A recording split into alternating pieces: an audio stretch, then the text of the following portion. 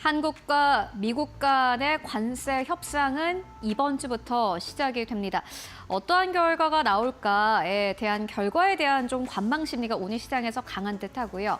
다만 간밤 뉴욕 증시 3대 지수가 일제히 하락하면서 다시 한번 시장에 대한 불안감은 이전보다는 또 커지고 있습니다. 말 그대로 시장의 변동성이 점차 커지고 있는 상황인데 간밤 증시의 상황부터 지금 자금이 어디로 이동하고 있는지 오늘 좀 짚고 가도록 하겠습니다. 보시다시피 다우존스 산업평균지수 2.4% 넘게 하락하면서 거래를 마감을 했습니다. 보시다시피 고점 대비해서 장중한 때는 1,300포인트 이상 빠졌습니다. 주가가 장중 내내 하락세를 계속해서 유지했고 장중한 때는 1,000포인트 이상 빠지면서 불안 심리가 커졌습니다. S&P 500도 마찬가지입니다. S&P 500도 2% 넘게 하락하면서 거래를 마감을 했는데 보시다시피 장중 한때는요 거의 5,100선까지 다가서기도 했습니다. 결국에는 S&P 500이 5,158선에서 거래를 마감을 한 모습 보여주고 있습니다.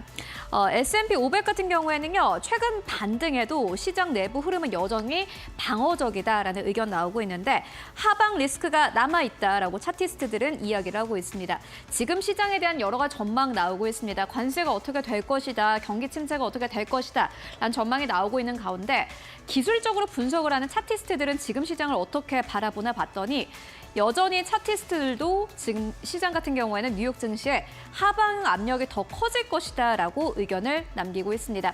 여기에 더불어서 정치적인 리스크도 계속해서 커지고 있는 상황인데요. 트럼프 대통령은 간밤에 트루스 소셜을 통해서 파월 의장을 다시 한번 압박하고 나섰습니다.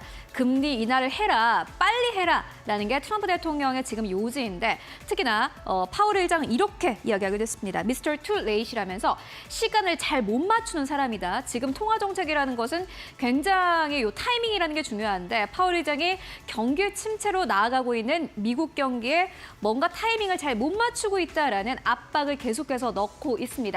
시장에선 더 겁을 먹었습니다. 파월 의장이 아마 트럼프 대통령을 의식해서라도 금리 인하를 안 하지 않겠느냐라는 그러한 두려움까지 지금 나타나고 있는데요. 조금 더 기술적인 분석 만나보도록 하겠습니다. 먼저는요. BTIG의 수석 기술 분석가입니다. 조너선 크린스키인데 반등이 당연히 있을 수 있겠지만은 최소한의 시간이 필요하다라고 이야기를 합니다.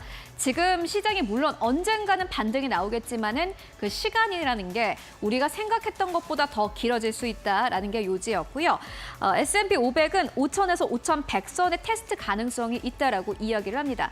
S&P 500이 간밤에 5,100선에서 거래를 마감을 했는데 여기보다 하방 압력이 더 짙어지면서 앞으로 5,000선까지 그 테스트 구간이 펼쳐질 수 있고 만약에 5,000선이 깨진다면 지금보다 하방 압력은 더 클 것이다라고 이야기를 합니다. 물론 상방으로도 보고 있는데요. 다만 상방 저항선 같은 경우는 5,500에서 5,600선입니다. 그러니까 만약에 하방으로 뚫린다고 해도 5,000선이 만약에 지지가 되고 5,600선까지 올라가더라도 S&P 500은 사실 박스권 안에 갇히는 겁니다. 그렇기 때문에 지금보다 상방이 크게 열려 있다라고 보지는 않는 것 같고요. 이렇게 이야기를 합니다. 많은 이들은 관세 관련 트윗 하나면 모든 손실이 되돌려질 거라고 여긴다. 하지만 우리가 원하는 시장이 아니라 지금 우리 앞에 놓인 시장에 맞춰서 거래해야 한다라고 이야기를 합니다. 관세 이슈 하나가 해결된다고 하더라도 시장의 상방이 열리는 것은 아니다. 지금 우리 앞에 있는 시장은 사실 기술적으로도 굉장히 불안하고 여기에 더불어서 경기 침체 그리고 기업 실적이라는 여러 가지 요인들이 있기 때문에 이 모든 것들을 해결해 나가야 된다라고 이야기를 합니다. 그렇다면 또 다른 차티스트들은 어떻게 보고 있을까요? 그리고 로스 MKM의 수석 차티스트는 이렇게 이야기를 합니다. 안전하다는 신호를 섣불리 내리면 안 된다라고 이야기를 하는데요. 관세가 협상이 된다고 하더라도 그게 안전한 것은 아니다라고 보는 겁니다. 관세와 경기 불확실성이 너무 높다. 현재 시장의 여러 신호는 오랜 회복이 필요함을 시사하고 있다라고 이야기를 합니다. 앞에서도 그렇고 이번에도 마찬가지고요. 결국엔 시간이 좀 필요하다라는 게 여러 차티스트들의 의견이었습니다.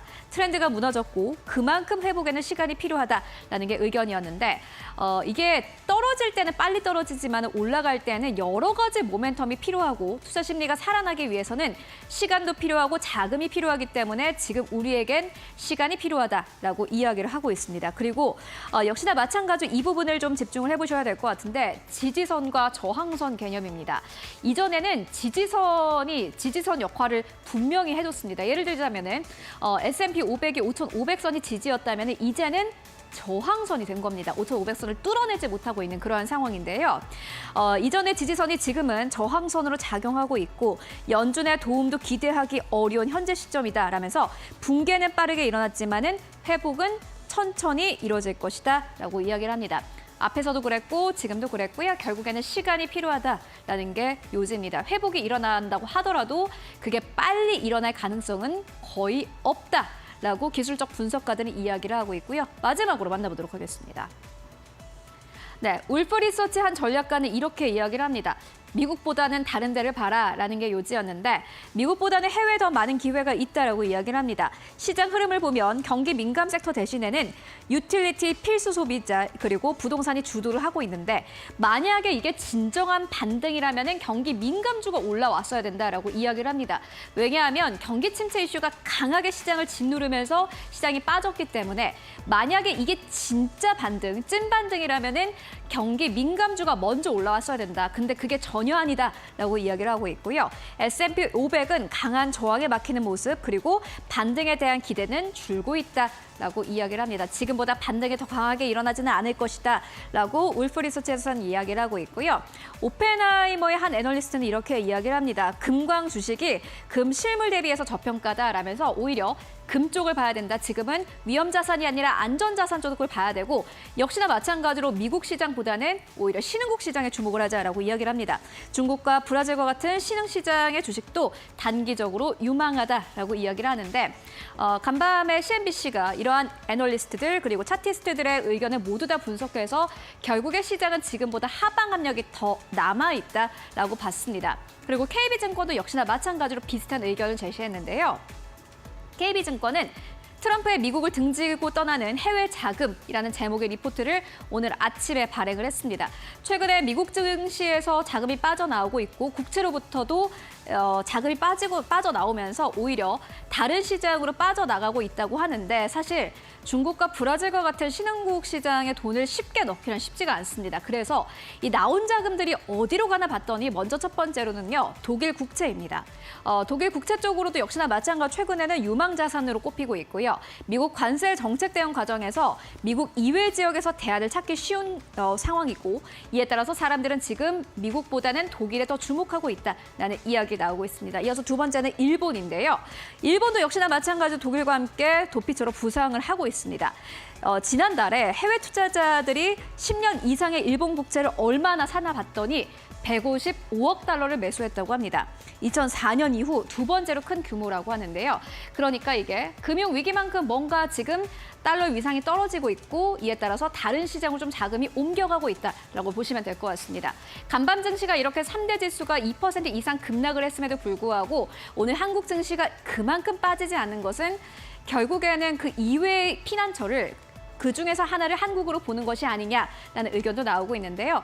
앞으로 한국 시장이 그만한 피난처가 될 수 있을지 여러분들 함께 체크해 보시면 좋을 것 같습니다. 이렇게 오늘의 시그널 만나보고 왔습니다.